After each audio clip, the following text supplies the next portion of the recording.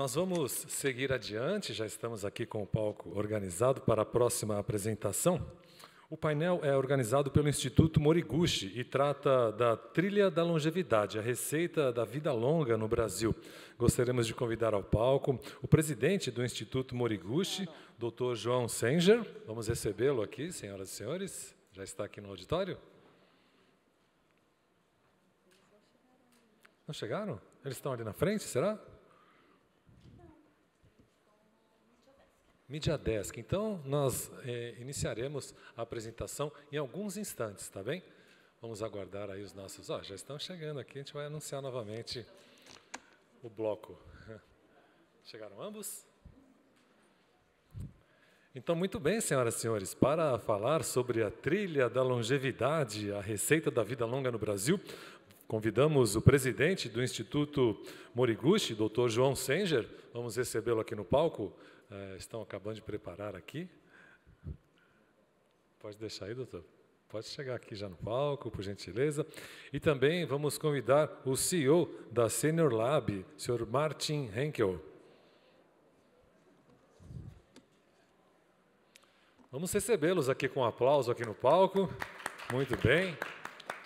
Obrigado aos nossos telespectadores que estão online assistindo pelos canais do YouTube e também nos centros esportivos e nos mais de 90 shopping centers conveniados aqui com a Silver Week, né? A geração prateada, que tem promoções aí até amanhã em todos os shoppings quase, né? Então, cavalheiros, tenham a bondade de iniciar as apresentações. Muito obrigado pelas participações aqui. Alô, boa tarde a todos. Chegamos antes da hora, hein, João? Isso que é pontualidade, começar antes ainda, né? Tipo aquelas companhias que estamos, em respeito a você, passageiro, estamos fechando as nossas portas e decolando antes do horário. Mais ou menos assim que a gente vai fazer. E a gente agradece, em primeiro lugar, a oportunidade de estar aqui nesse evento tão importante para essa temática, tão caro a nós que trabalhamos. Eu trabalho no segmento de comunicação, de marketing, Dr. João na área da saúde, a geriatra, como foi apresentado. Então, tratar dessa temática aqui é bastante importante para a gente. E eu vou tirar, vou puxar a cadeira para trás, né? Vamos caminhar aqui na frente do palco, é isso? Para dar espaço, sem ficar na frente das pessoas.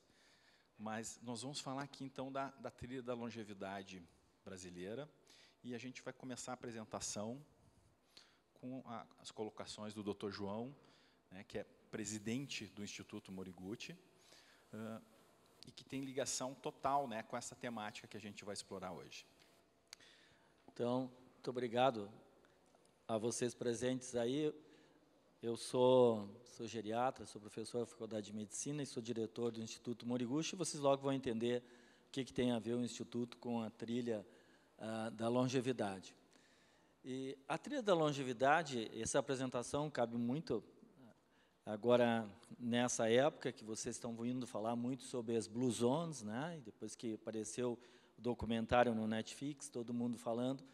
E, na verdade, a gente não veio aqui para falar dos Blue Zones e nem veio aqui para competir com elas, mas sim para apresentar um trabalho que nós vemos fazendo há quase 30 anos, quer dizer assim, muito antes do jornalista ter falado em Blue Zones, a gente já trabalhava esse aspecto da longevidade numa cidade que tem lá no Rio Grande do Sul, que chama Veranópolis, que fica na Serra Gaúcha, e vocês vão entender logo mais de por que a gente começou esse trabalho lá, né?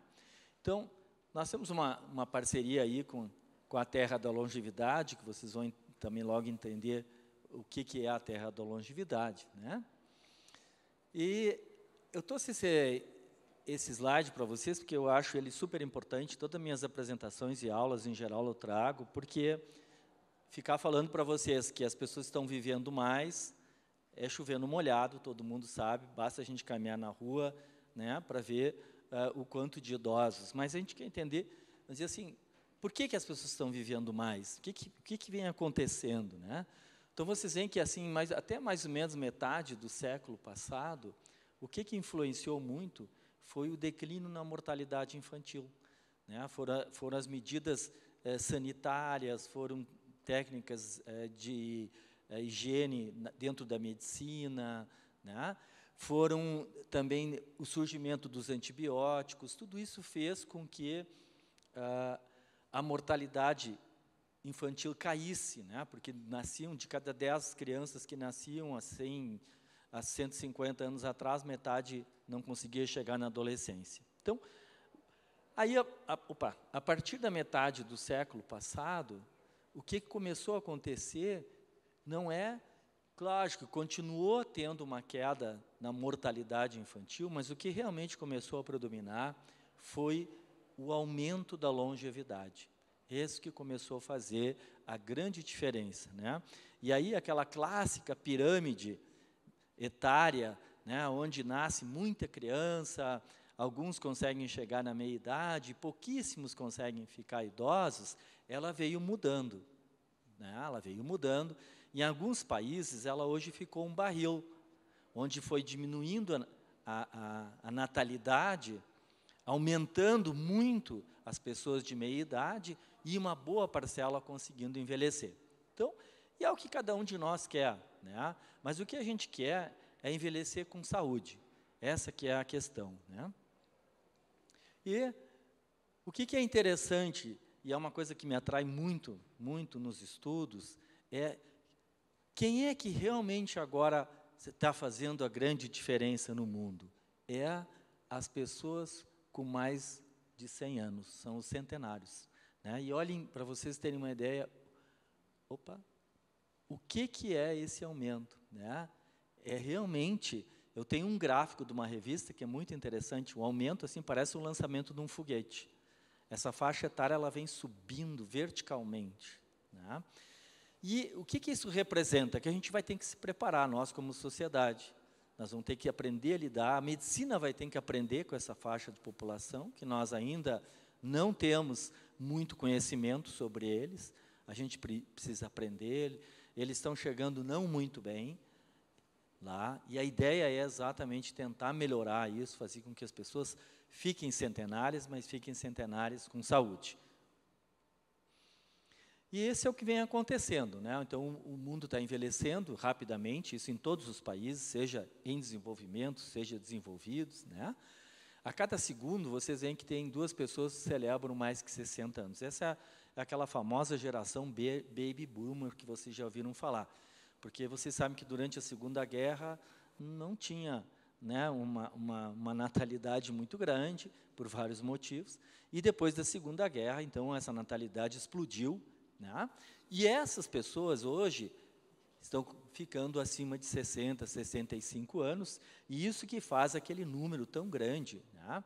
E vai aumentar cada vez mais. Então, a gente está tendo isso aí, 2 pessoas no mundo com 60 anos a cada segundo, né? E esse crescimento, então, como eu mostrei para vocês ali, em maior parte, é um menor número de pessoas morrendo a cada ano, né, do que o maior número de pessoas nascendo. Então, a gente está tendo uma inversão aí daquela pirâmide etária. E o que é envelhecimento saudável, né? Isso é uma definição da Organização Mundial da Saúde, que é um processo contínuo de otimização de oportunidades para manter e melhorar a saúde física e mental, a independência e a qualidade de vida ao longo do curso. Então, na verdade, é uma questão, essa é uma parte dupla que é extremamente importante, que é não só a gente ter a questão física, mas essa questão mental é muito importante. E quando a gente sabe que o crescimento da população com demência vem aumentando assustadoramente, não é porque a doença está sendo mais prevalente, ela é tão prevalente como ela sempre foi.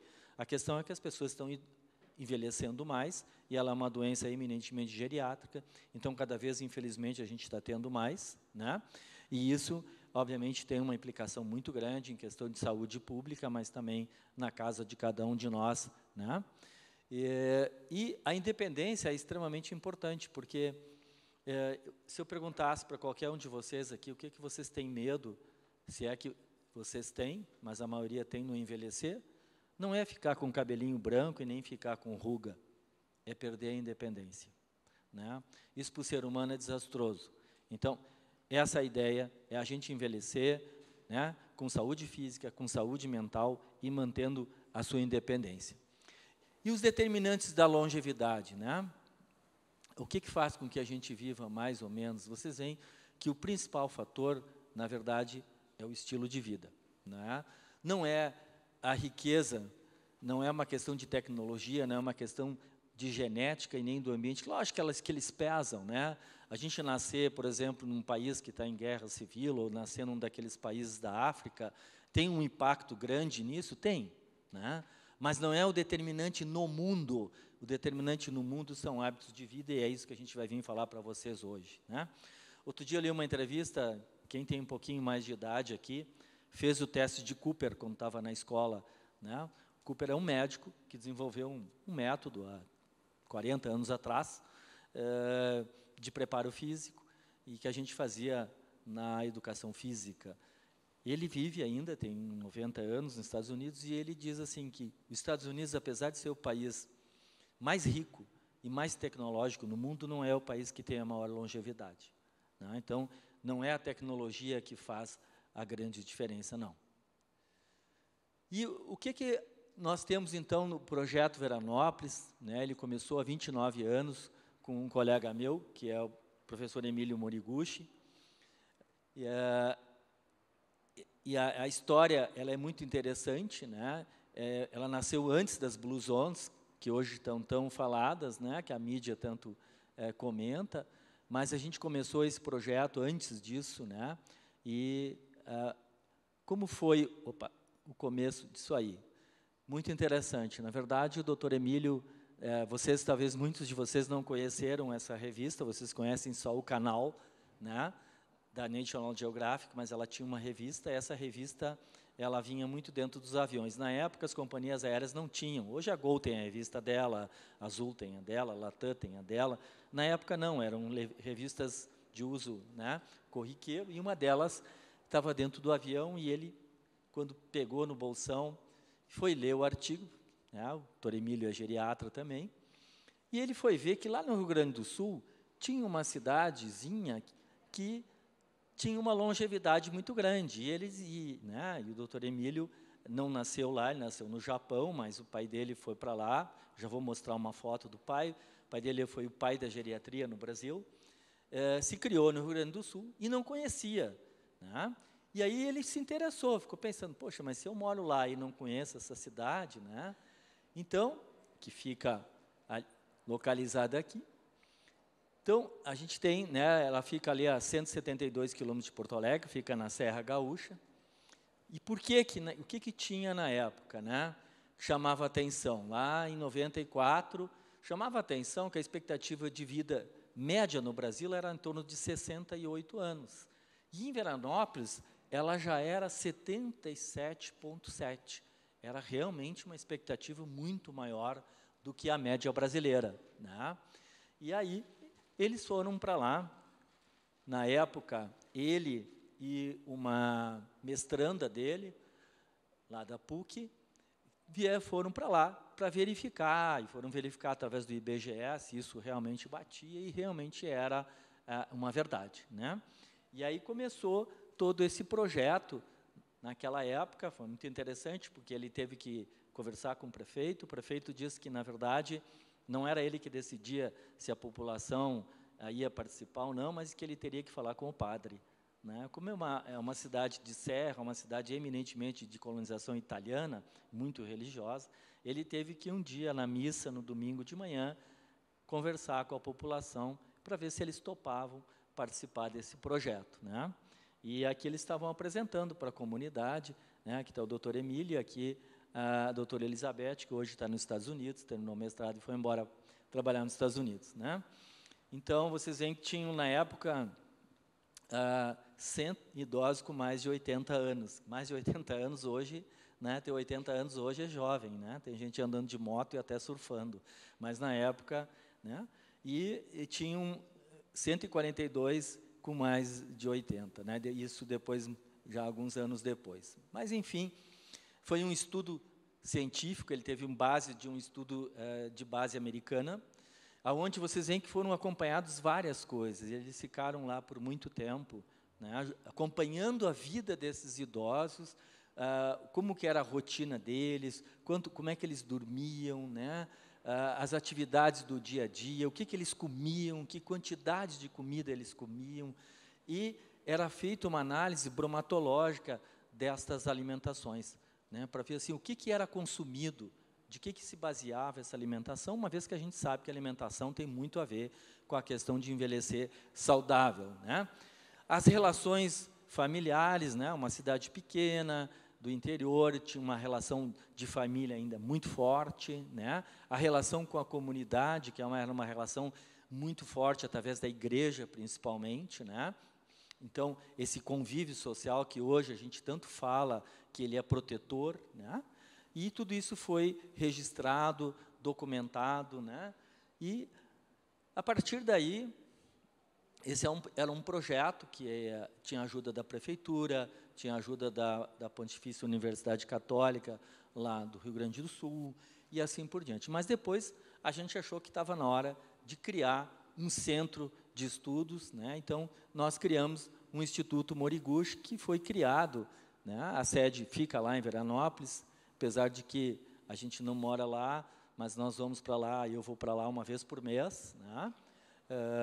Não tem fins lucrativos, basicamente, o interesse é no ensino e na pesquisa, né?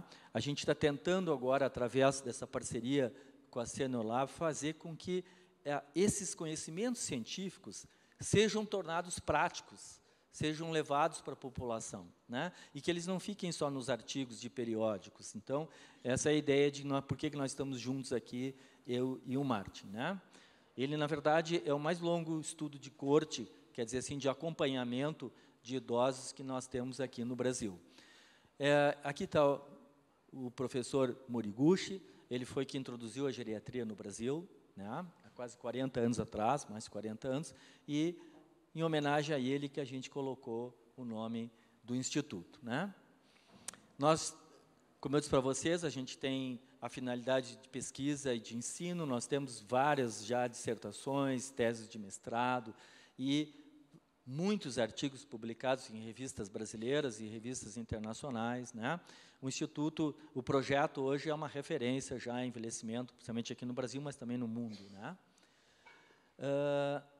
Evoluindo um pouco mais, a cidade de Veranópolis, em parceria com o ILC, né, que é um Instituto de Envelhecimento que foi criado pelo professor Alexandre Kalash, no Rio de Janeiro, em parceria com ele, também, lógico, com a prefeitura, entrou num programa que a Organização Mundial da Saúde tem de tornar a cidade amiga do idoso. Mas, para que não houvesse essa questão de vamos dizer assim, segmentar, ela se tornou, na verdade, uma cidade amiga de todos, né? Mas, dentro desse programa da Organização Mundial da Saúde, foi feita uma pesquisa com os idosos, quais eram as demandas que os idosos tinham em relação à cidade. E aí, isso leva tempo, né? Foram feitos, depois essas demandas todas foram levadas para a prefeitura, várias modificações foram feitas na cidade, seja de estrutura física, como vocês estão vendo aqui, a passarela, ela fica mais elevada para que ele não tenha que descer do cordão, da calçada, né? E, por incrível que pareça, lá os carros param. A pessoa não precisa parar. Eles podem sair caminhando que os carros param, né? Se vocês já foram para a Europa, é a mesma coisa. Param, aí eles param, né? Isso foi uma cultura que veio vindo, e grande parte disso se deve ao projeto, porque a cidade tem orgulho desse projeto, né? É muito legal, quando a gente vai fazer pesquisa, lá é super frio, às vezes são dias frios, chovendo, e vocês veem que os idosos vêm para a pesquisa, sabe? Eles têm orgulho disso, é muito legal, é uma cultura muito legal, né? Que foi criada nesse tempo todo. Então, né, a gente com certeza tem lá idosos muito felizes, né? Aqui vocês estão vendo eles jogando, depois a gente vai falar um pouquinho sobre isso, né?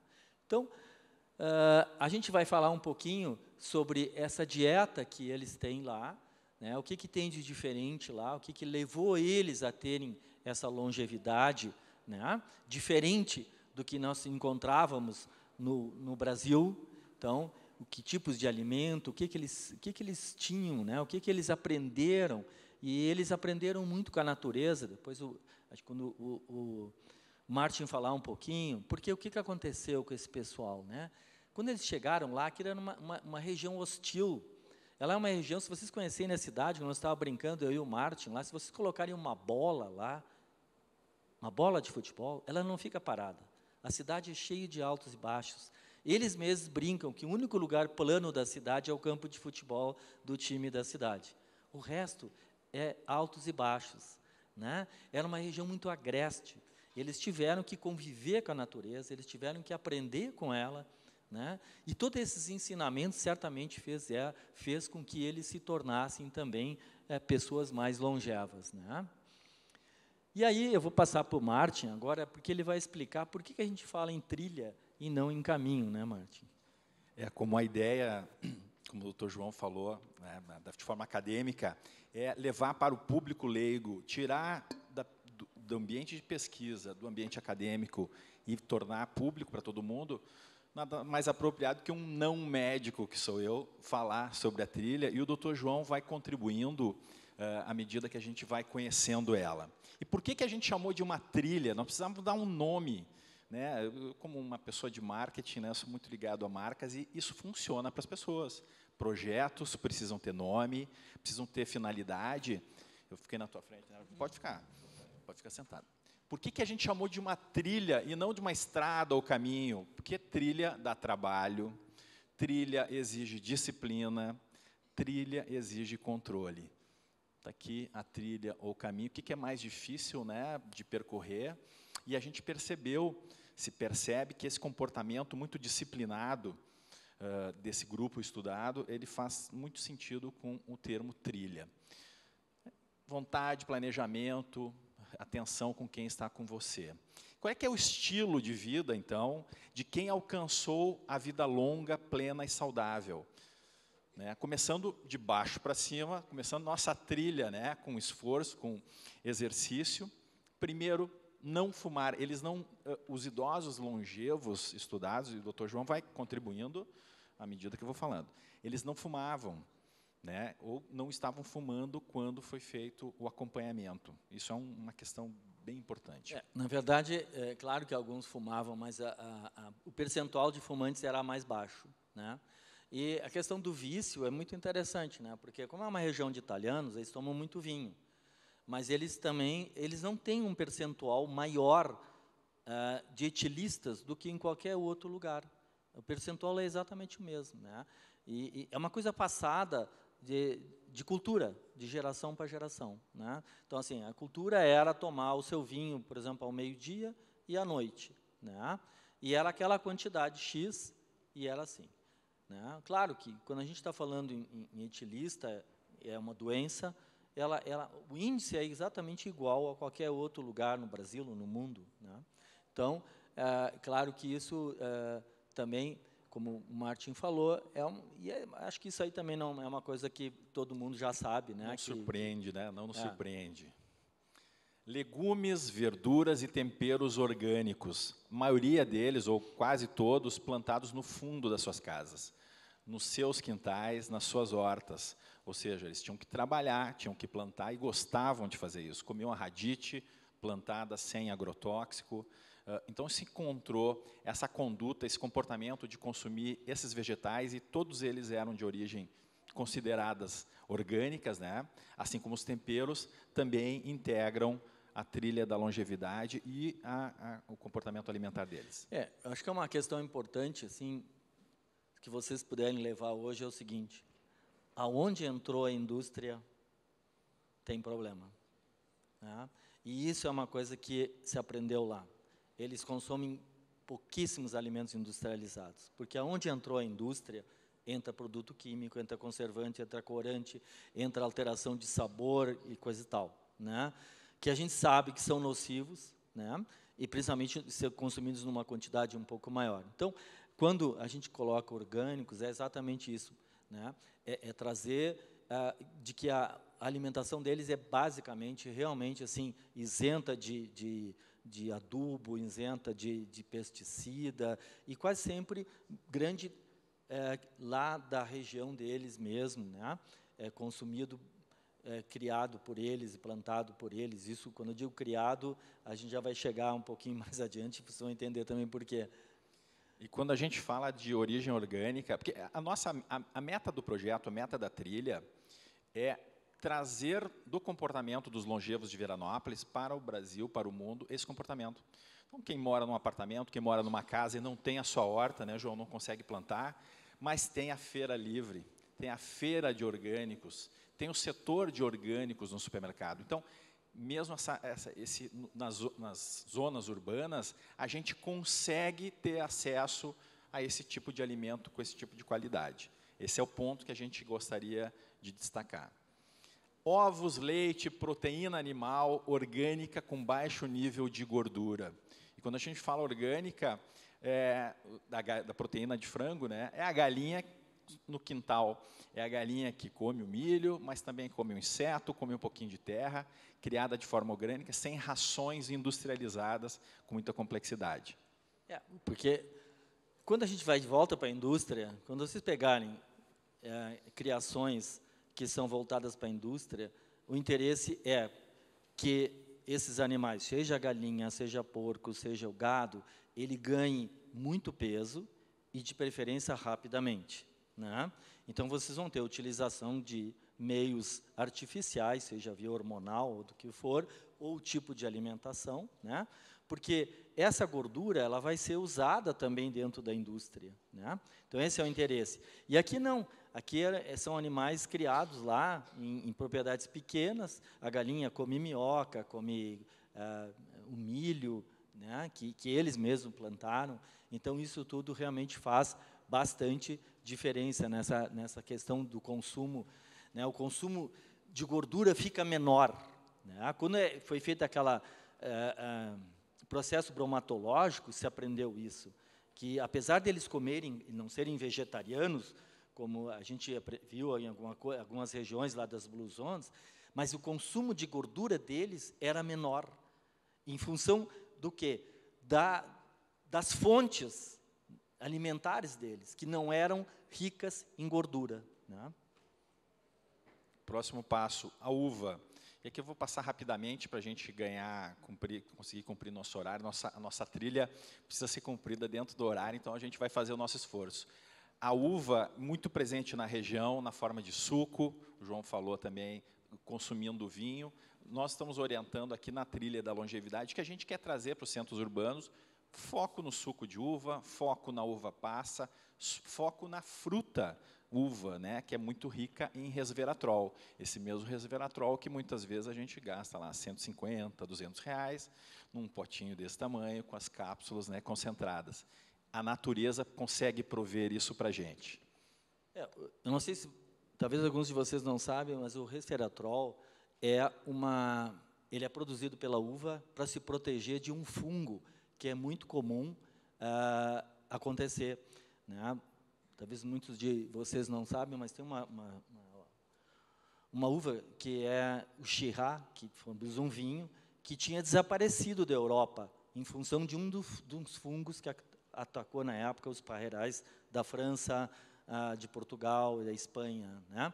Então, o resveratrol é uma defesa, né, como se fosse uma imunidade da uva, e ela é da uva, né, na uva escura, tanto que a uva branca tem pouco resveratrol, né, e ele não fica presente só no vinho, ele está presente no suco também, porque às vezes a gente vai falar com um paciente, doutor, mas eu não posso tomar álcool, não tem problema, o suco de uva tem o mesmo propriedade do que o vinho, né? E também não é só a uva, né? Em geral as frutas vermelhas, frutas coloridas também têm o resveratrol, mas numa quantidade um pouquinho menor. Essa uva Isabel, vocês nunca, aqui em São Paulo, vocês nunca viram um vinho feito disso, porque esse é o vinho que os colonos fazem em casa para tomar, né? Eles não ficam tomando vinho da Miolo, da Valduga, que vocês conhecem. Não, eles fazem o vinho deles com essa uva, que é uma uva bem comum, né? É uma uva comestível também, de uva de mesa, como a gente diz, mas ela é muito rica em resveratrol. Tanto que eles exportam para o Japão vinhos da uva Isabel, porque já teve lá pesquisadores japoneses que vieram visitar o projeto e eles se interessaram pelo vinho da uva Isabel, e tem algumas vinícolas lá que desenvolvem vinho e exportam para o Japão. Muito bom. Frutas de pomar e frutas silvestres. E aqui, bom, as frutas de pomar são as frutas que normalmente a gente encontra no supermercado também, em grande abundância nas feiras, mas as frutas silvestres são aquelas frutas que estão na nossa memória de infância, na casa da avó, na casa da tia, ou até na nossa casa, que é o araçá, a pitanga, a cereja, frutas que a gente não encontra normalmente no supermercado, estavam no pomar deles, no fundo da casa. Enquanto eles estavam indo dar comida para a galinha, eles passavam pela pitangueira e comiam algumas pitangas, comiam as suas amoras. Em todas as estações do ano, a natureza provê alimento para a fauna local, seja em qualquer lugar do Brasil, o tempo todo. Então, sempre tinha uma fruta, e a fruta certa, a fruta que contribuía para a hidratação, a fruta que contribuía com vitamina C no inverno, ou seja, a gente encontrou nesse comportamento deles também essa questão. Água, consumo regular de água mesmo sem sede. Aqui o doutor João acho que pode colaborar. Esse é um fator importante, porque quem lida com idoso sabe, e a gente sempre ensina para os alunos que o idoso ele é um desidratado crônico. Ele está sempre no limite, sempre com limite. Por quê? Porque ele não sente sede, né? Ele não tem, o centro da sede dele não funciona como das pessoas jovens, né? Em geral, quando o idoso sente sede, é tarde, né? Tanto que eu me lembro que o professor Moriguchi sempre nos ensinava o seguinte, que o primeiro item da receita, quando a gente atenderia um paciente, era tomar líquido, né? Porque ele estava sempre meio desidratado, e é verdade. E eles tomam bastante líquido, né? Até porque no Rio Grande do Sul vocês sabem que tem o hábito de tomar chimarrão, né? O chimarrão nada mais é do que um chá, né? Só que é sorvido através de uma bomba, mas é um líquido. Então, realmente, eles tomam bastante líquido, então é um hábito bastante importante também em termos de saúde, né? Bom, a origem orgânica aqui só consolidando, né? E essa dieta, que ela tem mais informações do que a gente está apontando aqui, ela foi batizada de longevidade. Assim como existe a dieta mediterrânea, nós entendemos que deveríamos ter também o nome para a dieta que é representada consumida por essa população. E é uma dieta que pode ser reproduzida em qualquer lugar do Brasil, com os alimentos locais, com as frutas locais. Então, é importante que não é a dieta específica daquela região, mas sim os componentes, né, a lista, né, de componentes dessa alimentação está ali.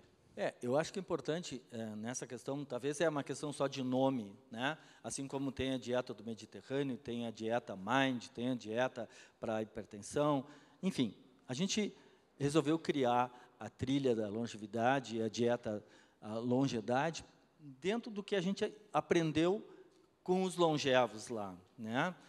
Mas, se a gente for analisar, por exemplo, as Blue Zones, né, eles ficam em 5 áreas totalmente distantes no mundo, e com alimentos também totalmente diferentes, mas que vários têm em comuns. Acaba sendo assim, muda o tipo de alimento, mas eles têm, o aspecto nutricional é muito parecido, né? Assim como lá no Japão se consome muito peixe, que tem ômega 3, na Itália eles comem o queijo pecorino, que tem ômega 3, em Loma Lima, na Califórnia, eles consomem os nuts, que tem ômega 3, né? Então, é só uma questão, por isso que, assim, como o Martin disse, isso pode ser replicado em outros locais, não necessariamente tem que ser naquele local, né? Eu lembro que eu assisti uma vez uma aula, foi na França, que era sobre a dieta do Mediterrâneo, era exatamente na área do Mediterrâneo. Mas, no fim, eu lembro direitinho que o professor disse assim, olha, agora vocês vão voltar para o país de vocês e não tentem pensar que vocês vão criar a mesma dieta do Mediterrâneo que a gente tem aqui no país de vocês. Não, porque são coisas, na verdade, envolve várias coisas, são coisas culturais até, né? Por exemplo, eu falei para você que Severanópolis ela é altos e baixos. Então, ele sair de casa já está fazendo exercício, né? Trabalhar na horta está fazendo exercício. Cuidar do jardim, está fazendo exercício. Nós estamos falando aí de uma pessoa que tem mais que 60 anos. Não necessariamente ela tem que ir para uma academia. Né? A mesma coisa é a questão da dieta. Ela pode ser adaptada, ela pode ser lá em Belém do Pará, que, por exemplo, né, tem o açaí, que é rico em resveratrol também, que a gente não tem lá no sul. Então, assim, cada região no mundo vai ter os seus aspectos nutricionais correspondentes, desde que as pessoas entendam que esse é o consumo que realmente vai mudar a vida e também o envelhecimento. Né? Convivência familiar. Famílias próximas, famílias unidas. Durante a semana, a mesa da cozinha é grande e no final de semana ela fica pequena. Netos, várias gerações indo experimentar ou comer a massa da nona, o molho da nona. Ou seja, a família próxima causa uma série de questões que o Dr. João, até aprendi mais uma com ele hoje, que ele vai falar aqui dos telômeros. Esse aspecto da convivência, né, vocês hoje já tem isso, está muito claro, porque a mídia já botou, né? Tem um projeto super bacana, aquele que é de Harvard, que vem acompanhando há 75 anos um grupo, mas a ideia deles é acompanhar o que é felicidade. Né? E felicidade, no fim, eles foram ver, não é ter dinheiro, não é ter uma Mercedes, não é ter um apartamento de cobertura. São os amigos que a gente tem durante a vida. Mas amigos. Né? E isso é uma coisa super importante. Lá, em Veranópolis, a gente encontra 3 gerações morando juntos. Né? É o avô, o filho e o neto. E foi muito interessante, porque a Universidade Federal, lá no Rio Grande do Sul, foi fazer um projeto lá, o projeto chama 3 Gerações. E eles foram avaliar o que isso implicava. Né? Porque hoje tem uma coisa que a gente chama de epigenética. Porque até um tempo atrás a gente achava que não se conseguia mexer na genética. Hoje a gente sabe que a epigenética existe. Ela é mudança nos genes provocada pelo meio ambiente, pelos hábitos, pelos costumes. E eles foram ver o seguinte, que os idosos, né, nós temos um pedacinho do DNA que chama telômeros. Quanto maior o telômero, maior é a nossa chance de envelhecer. E eles foram ver que esses idosos que tinham uma convivência com 3 gerações, eles tinham os telômeros maiores. Então, a convivência familiar, a convivência com amigos, faz a gente viver mais. Né? O homem não foi feito para viver sozinho. Começa por aí. Né? Então, esse é o desafio na vida atual, né, Dr. João? Quando um filho mora longe, quando a família está distante, ou às vezes até por questões de relacionamento, as famílias acabam se distanciando. Eu acho que esse é o desafio que a gente precisa trazer para o nosso dia a dia, como reaproximar as famílias, como criar momentos intensos de convivência, né? E esse é um desafio que a trilha também quer trazer para o debate, para a discussão. Respeito e sabedoria das gerações mais novas, isso vai ao encontro do que o Dr. João falou também, dos amigos, da convivência familiar de várias gerações. Se percebeu que os netos escutam e respeitam os avós lá, mas não só pelo respeito, mas sim pelas informações que eles vão dar. Eles explicam a hora de dar milho para a galinha, a época certa de plantar na horta, aquelas coisas do dia a dia, da convivência, que não se aprende na escola. Os avós passam essa experiência, isso dá uma sensação de importância, né, e de acolhimento para eles. Propósito de vida e organização financeira. Propósito de vida é muito claro, né, encontrar a sua razão de viver, que pode ser muitas vezes continuar convivendo com a família ou prover algumas questões para a família.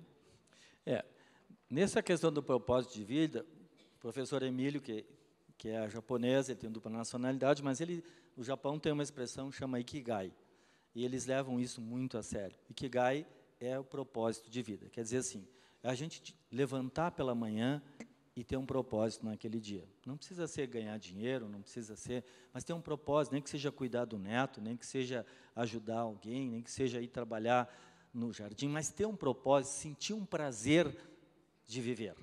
Né? Isso é fundamental. Isso afasta a depressão, né? Isso afasta doença. Então, essa questão do propósito de vida é muito importante. De uma vez que a gente tem uma convivência familiar saudável, uma convivência com amigos, esse propósito de vida sempre vai estar presente, né? E ali estão os amigos, né? A nossa narrativa que acabou somando e dando essa clareza. Manter as amizades, essa é uma sugestão que se dá. Manter as amizades, conviver com elas. Não adianta só ter amigo pelo WhatsApp. A convivência, a proximidade se mostra importante. A gente viu a imagem daqueles 4 amigos jogando, devia ser truco, né, João? O que era que eles estavam jogando? Truco, que é um jogo muito tradicional lá. E fazer novas amizades. Isso também se encontrou como bastante importante. Então, e esse fazer novas amizades se percebe que também com outras gerações. Conhecer pessoas mais jovens, conhecer pessoas mais velhas e se relacionar, aprender, fazer trocas com elas. Isso vai ao encontro do que o Dr. João estava falando. Atividade de baixa ou média intensidade, acompanhada, cuidar do jardim, limpar a casa, atividade física. Lá eles rachavam lenha, né, João? No inverno, quem é que vai rachar lenha? Às vezes a nona, às vezes o nono ia lá para o fundo e pegava o machado para rachar a lenha, para colocar no fogão a lenha. São atividades, né? A gente tende nos grandes centros urbanos e eu já passei por isso, meus pais, queria proteger eles dessas atividades. E eu penso agora, poxa, eu devia ter deixado meu pai carregar mais peso, fazer mais coisas, porque isso é bom. Se identificou que isso faz bem para eles. Tem uma passagem que chega a ser até meio anedótica, mas quando o projeto tinha, acho que bem no início, um dia eu conversando com o doutor Emílio, eu não tinha ido para lá ainda, eu disse para ele, e aí, Emílio, vocês já aprenderam alguma coisa lá de porquê da longevidade? E ele disse para mim, João, vou te dizer qual é o segredo, tens que ter uma vaca. Eu digo, como assim, meu? João, eles acordam às 5h30, eles vão ordenhar a vaca. Aí eles levam a vaca para o campo.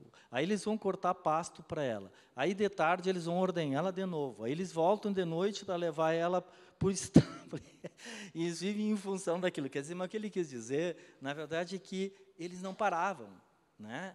Eles não se aposentavam, eles não sentavam numa cadeira e ficavam olhando televisão. Não, é uma função. Né? E a gente brinca, mas hoje em dia ainda é assim muito lá. Né? Lógico que ele não é nem que cada um tem uma vaca, mas eles têm outras atividades, eles estão sempre em função. Né?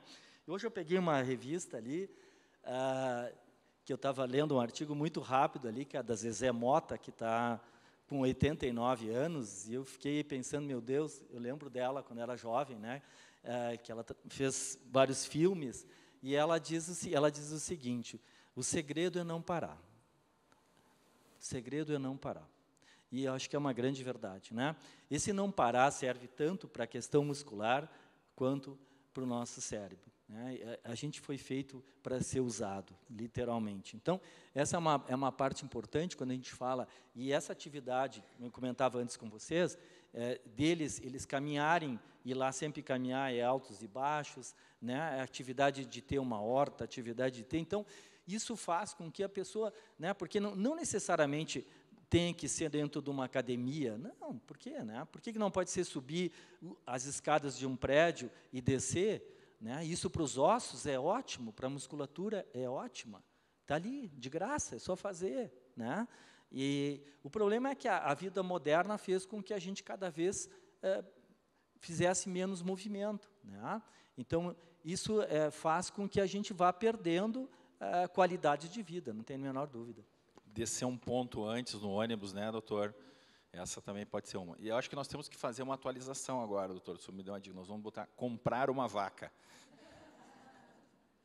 Envolva-se com a comunidade, grupo, bairro ou clube. O envolvimento, a sensação de proteção, de acolhimento, de ser útil, de se sentir útil, de se sentir protegido, seja no seu condomínio, seja na sua família, no seu condomínio, no seu bairro, no seu clube.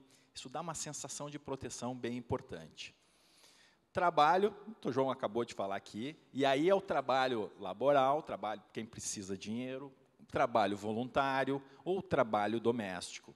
Então, se você quer encontrar a avó fazendo varrendo o seu jardim, seu quintal, talvez seja melhor deixar ela continuar varrendo, né? Se não colocar ela em risco, se não estiver causando grandes problemas, vamos deixar eles em atividade, colocá-los em atividade. Sono de qualidade e pausa durante o dia. O Dr. Emílio, que acompanhava os idosos, ele percebeu que eles iam dormir com as galinhas e acordavam com o galo. Ou seja, tinha um sono de qualidade. Essa questão do repouso faz parte, né? Como faz parte a atividade física, faz parte o repouso. E eles também têm o costume lá de ter aquela pausa depois do almoço, né?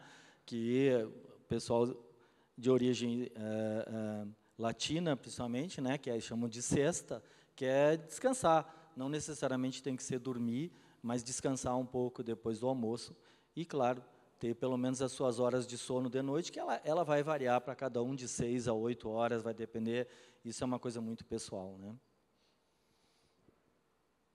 Controle do estresse e das preocupações é um ponto comum, por conta de toda essa atividade do exercício físico, de levar e trazer a vaca, de prover o alimento, do descanso da atividade física, acabava gerando também um bom sono, isso contribuía para o controle do estresse, e os laços sociais, a estrutura de apoio objetiva ou subjetiva, que é dos amigos, também contribui, né, para a diminuição das preocupações, né, das inseguranças. Essa é a questão do estresse, exatamente. Essa é uma parte talvez mais difícil para nós que temos uma vida urbana, né? Mas, enfim, esses laços de família, esses laços de amizade, atividade, né, tudo isso faz com que a gente consiga baixar, pelo menos, o nível de estresse, né? Um pouquinho aí, Martim. Não vai dar tempo. Ou vamos ser abatidos. Não, vai dar tempo aqui. A espiritualidade ou a religiosidade, né? E quando a gente fala religiosidade, por conta do grupo estudado, é a religião dos italianos lá, católica, né, João? Mas o que realmente hoje é importante, a gente sabe, é a questão da espiritualidade. Isso tem pegado muito forte na medicina, né? Hoje a gente já tem, dentro das sociedades de medicina, a gente já tem departamentos de espiritualidade, né? A gente sabe que as pessoas que têm uma forte espiritualidade adoecem menos e, principalmente, têm uma morte melhor, né? Então, a espiritualidade é importante. Não, aí a gente não está falando de religião, né? Que isso é uma coisa totalmente de cada um, mas a espiritualidade é diferente, né? E ela é extremamente importante. E cada vez mais, né, apesar de nós estarmos tendo assim esses avanços tecnológicos assim rápidos, nunca isso vai substituir essa questão da espiritualidade, que realmente tem sido muito, muito estudada e é muito importante. E eles têm isso muito forte lá. Acompanhamento médico, e não é à toa, né? Esse grupo estudado, por conta de residir naquela região de Veranópolis, e, casualmente, o secretário de saúde da época, que recebeu o doutor Emílio Morigutti e que recomendou que ele fosse até o padre pedir autorização para a comunidade para realizar seu estudo, isso em 1994, a cidade já oferecia um serviço médico interessante, acompanhamento de comorbidades, controle de comorbidades, e se entende que isso possa ter contribuído também para esse quadro. O secretário, na época, é médico, né? E é parceiro nosso, ele já está agora na 4ª gestão dele. Virou prefeito, secretário. Né? Hoje é prefeito. Então, quer dizer assim, isso tudo colaborou também para que essa área da saúde fosse importante para eles, né? Vamos lá. Muito bem. Bom, aqui o resumo, né, do que a gente apresentou. E a intenção é trazer essa informação da região de Veranópolis para cá, para o Brasil, para que as pessoas encontrem a sua forma, seja quem mora num apartamento, quem mora numa grande cidade, quem mora no interior, encontrar a sua forma. Quanto ao exercício, quanto à atividade, o João falou, temos as academias, mas a gente também tem a escada do prédio, a escada do condomínio, tem 1 ou 2 pontos anteriores de ônibus ou do metrô que a gente pode descer para fazer esse exercício. Então, esse que é o desafio, né, de conseguir reunir as famílias, conquistar o respeito dos seus filhos, dos seus netos, né, contando histórias. Tem muitos netos que não sabem como é que foi a infância dos avós.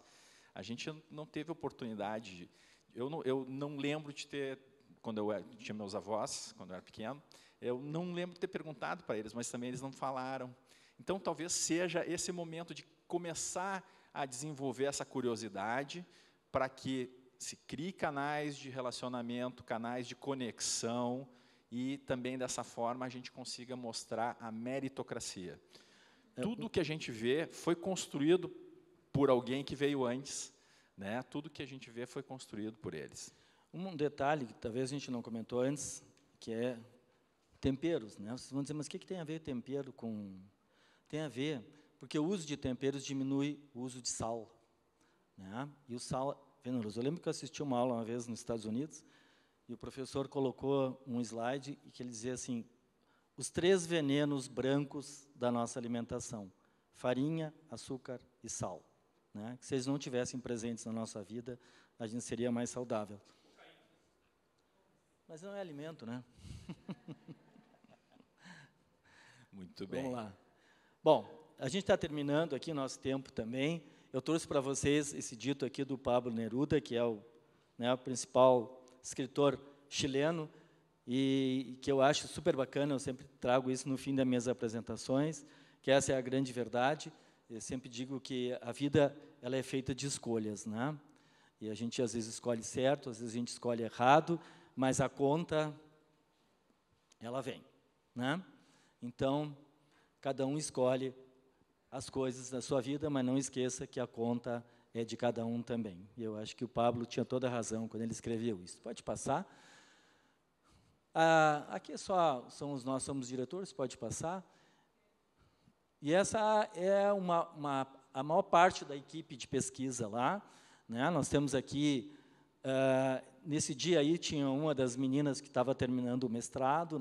O nosso time lá, todo ele, ou são mestres, ou são doutores, ou são pós-doutores, né? Então, realmente é um pessoal muito qualificado. O Dr. Rieder, que está do meu lado, hoje é o presidente da Academia Brasileira de Neurologia. Eles estão fazendo um projeto de pesquisa também inédito lá, na área de Parkinson, porque ele é especialista em Parkinson. Então, a gente tem realmente uma modéstia à parte, mas a gente tem um time lá muito bom. Martin, agora é contigo para terminar. Bom, agora só fazendo as apresentações finais, eu convido quem quiser conhecer mais sobre o Instituto Moriguchi. Eu vou botar logo adiante os endereços, tá, para acessar. O projeto Terra da Longevidade, que é a parte que é a unidade de negócio que conecta conhecimento científico com a indústria e desenvolvimento de produtos, distinta do Instituto Moriguchi, mas que absorve conhecimento para fazer distribuição, né, em parcerias de negócio. E aqui está o QR Code para acessar a versão mobile da Trilha da Longevidade. Tá? Dentro dos pavilhões, aqui nos corredores da feira também nós temos os totens, algumas pessoas devem ter percebido, né? A Trilha da Longevidade Brasileira, onde a gente já trata alguns aspectos, são 10 totens, e nesse caso nós estamos tratando sobre o sono, repetindo algumas questões. Também nosso folder, vocês estão convidados a passar no stand do Instituto Moriguchi para retirar o folder, exatamente esse com a Trilha da Longevidade. E aqui, esse aqui é a imagem da versão mobile, né, que vocês podem acessar por esse QR Code, ou também pelo endereço trilhadalongevidade.com.br.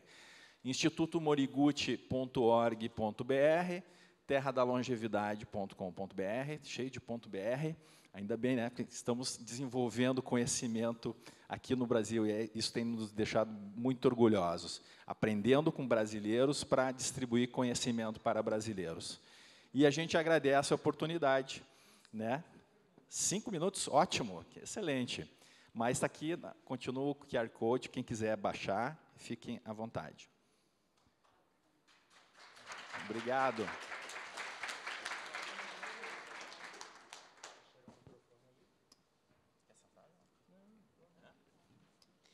Boa tarde. Eu queria primeiro parabenizar pela apresentação. O trabalho é fantástico, acho muito interessante. Eu queria perguntar o que vocês diriam para a gente tentar trazer isso para lá interior, uma cidade. Não sei se as outras gerações mantiveram esses mesmos costumes, mas o que a gente vê hoje? Um alto consumo de ultraprocessados, de temperos prontos, de alimentos industrializados, e que a juventude indo atrás de hambúrgueres e fast foods. Como é que a gente conseguiria tentar fazer uma prevenção aqui para que a longevidade, né, a próxima turma que vai entrar na longevidade consiga entrar nisso, né, uma conscientização? O que o senhor falaria sobre isso? Eu acho que esse é o grande desafio, né? Porque se vocês, quem já olhou aquele documentário na Netflix das Blue Zones, viu que lá no finzinho ele pergunta para um neto de um dos idosos se ele acha que as gerações novas vão continuar, e ele diz que não, e aí aparece o netinho dele tirando lá um salgadinho de um saquinho, e a gente vê isso, exatamente a mesma coisa em Veranópolis, tá? As gerações novas, agora a gente já está avaliando a terceira geração, eles já estão mais obesos, eles já não são tão saudáveis, né? E, por incrível que pareça, a expectativa de vida já baixou, né? Eu não sei se vocês viram, mas já saiu agora, semana passada, a expectativa de vida nos Estados Unidos baixou, né? E isso se deve exatamente a isso aí que tu estás comentando. A dificuldade que a gente tem de passar para essas novas gerações, que eles não tenham esses hábitos industrializados, né? Porque essa comida industrializada, ela é gostosa, né? Ela é boa e ela é cativante. Mas eu acho que isso tem que ser um trabalho que tem que ser feito de cada um. Acho que a sociedade, que eu digo assim, via governamental, né? Eu acho que tem que ser campanhas de saúde, assim como tem campanha contra o tabaco, campanha para vacina, tem que haver campanha na questão alimentar, na questão exercício. Acho que isso tem que estar dentro de casa também, né? Acho que tem que ser passado, como eles passam, de geração para gerações, né? Então, mas é difícil, né? Eu acho que é difícil, não é uma tarefa fácil, mas a nossa briga é essa aí, por isso que a gente está aqui hoje também, tentando levar isso, e a gente tenta levar a cada congresso que a gente vai, a gente leva isso, e tenta mostrar, né, para tentar conscientizar. Então, é difícil, vou dizer de novo para vocês, mas não é impossível, né? Acho que a gente, tendo boa vontade de campanhas do governo, de campanhas, né, eu acho que da sociedade como um todo, das escolas proibirem, por exemplo, de ter refrigerante, de diminuir a quantidade do consumo de açúcar e de sal. Acho que isso tem que estar, a sociedade tem que começar a cobrar esse tipo de coisa para resgatar isso, né? Não vai ser aqui que eu vou fazer mudar, eu sei que não. Mas se cada um de vocês levar isso, e cada um de vocês voltar, né, para o seu lugar, que tiver alguma, sei lá, tiver alguma maneira de difundir isso, a gente está fazendo a parte da gente, né? Última pergunta aqui. Está funcionando? Estamos ouvindo, pode falar. Eu cheguei mais ou menos no meio do início, mas quero te cumprimentar pelo trabalho assim completíssimo, né? E eu acabei de assistir uma palestra aqui da Secretaria de São Paulo, e faltou exatamente esse item seu, que é a maneira de viver completo, não só esporte, que eles deram ênfase, e faltou a parte de alimentação, e exatamente isso. Eu quero saber se vocês também dão assistência para a Secretaria de Saúde do Idoso do teu estado, tá? E eu vou me apresentar. Eu tenho 74 anos, eu me atualizo. Tudo que você disse, eu sigo desde criança. Água de mina, sou filha de imigrantes japoneses, comida natural. Estudei, trabalhei com moda há muitos anos, na parte corporativa, e na acadêmica sou pós-doutorado. Só que eu não paro de fazer cursos para ativar minha mente, e faço muito exercício.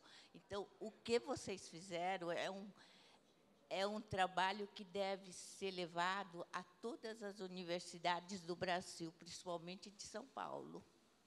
Olha, vocês estão de parabéns. E eu quero também ser um case de vocês, né?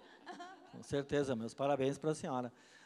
Sim, a gente tem contato com a Secretaria, a nossa Secretaria de Saúde lá está muito aberta para o envelhecimento, né? A gente tem lá, já agora vai iniciar um trabalho lá, que nós vamos começar uma pesquisa para diagnóstico da doença de Alzheimer, mas tem vários programas, lá já está se criando unidade básica de saúde para o idoso, né?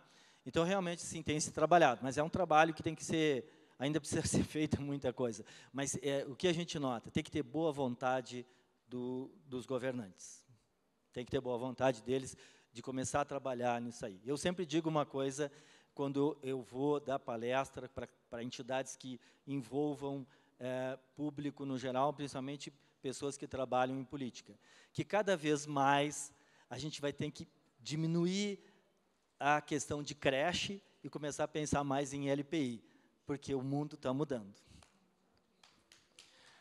Muito obrigado pela oportunidade. Convido quem queira buscar mais informações e o folheto da Trilha da Longevidade, com os detalhes que a gente deu, no nosso estande, fica do lado de lá, em frente aos carros de hambúrguer. Tá bom? Muito obrigado pela oportunidade.